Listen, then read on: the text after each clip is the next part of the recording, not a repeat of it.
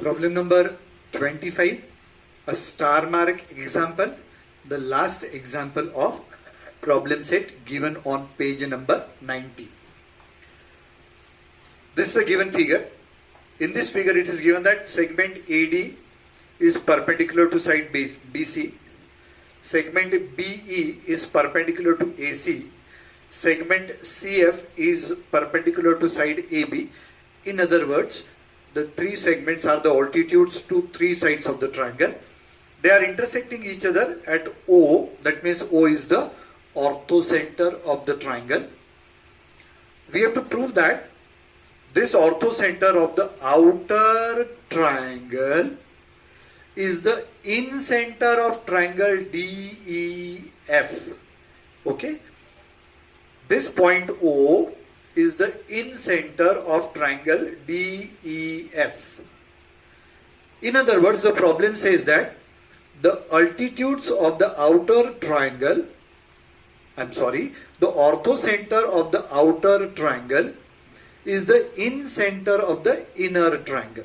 Okay? In-center of the inner triangle. So let us start.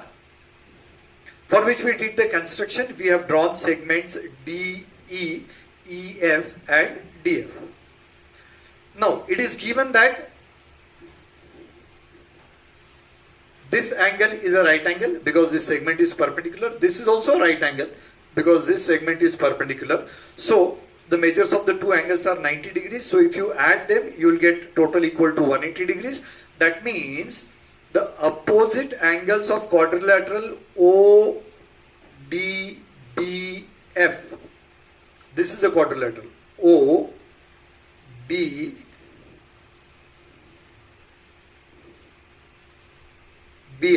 So this angle and this angle both are right angles, so they are supplementary, and we know that when opposite angles of a quadrilateral are supplementary, that quadrilateral is cyclic.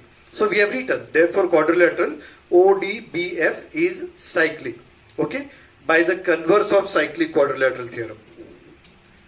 By the converse of cyclic quadrilateral theorem. Okay. So now this quadrilateral ODBF is cyclic. Cyclic means all these 4 points lie on the same circle. Okay. Now you have to visualize the circle. Okay. A circle passing through these 4 points. Therefore, obviously, angle 1 will be congruent to angle 2. Let me explain here that this is a quadrilateral. Okay. This is ODBF. Cyclic quadrilateral.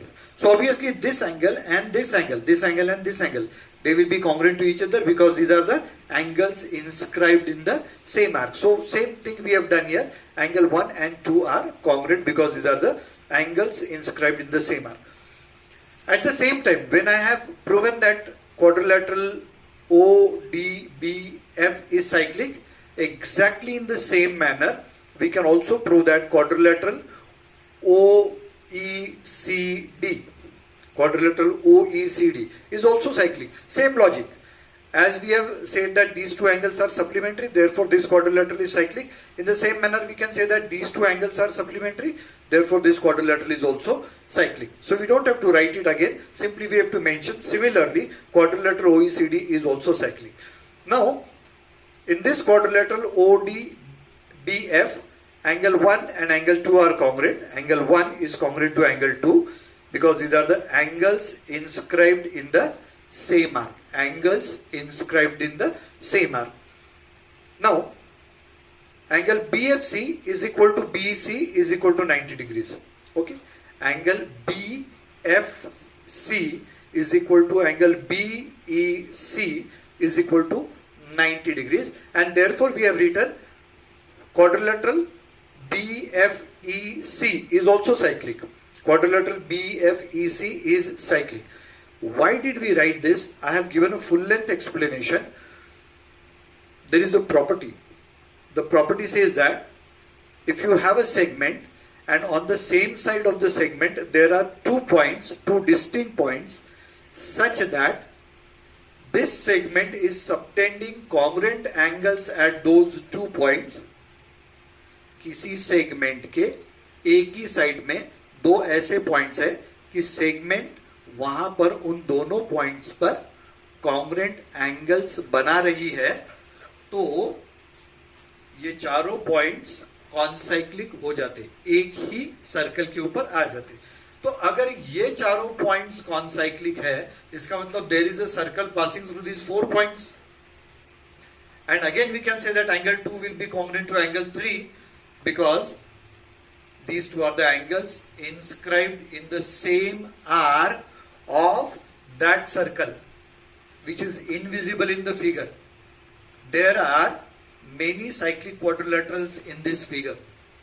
Many, not 1 and 2. There are many cyclic quadrilaterals. Okay. But no circle is shown here. So we have to only imagine this is a circle. So these two must be angles inscribed in the same arc.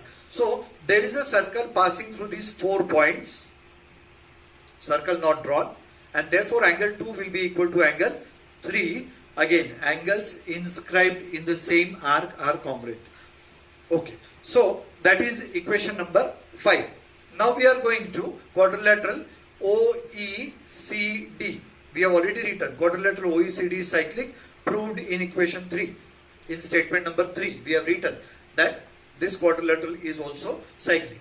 Now, if this quadrilateral is cyclic means again there exists one circle passing through these 4 points. Okay. Therefore, angle 3 and angle 4 will be congruent. Again, for the same reason, angles inscribed in the same arc are congruent. Okay. So angle 3 is congruent to angle 4. Angle 3 is congruent to angle 4. Again the same reason. Angles inscribed in the same arc.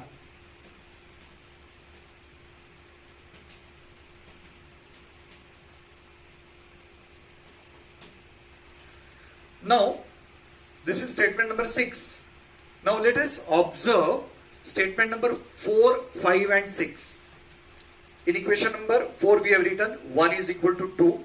Here we have written 2 is equal to 3. Here we have written 3 is equal to 4. Angle 1 is equal to angle 2. Angle 2 is equal to angle 3.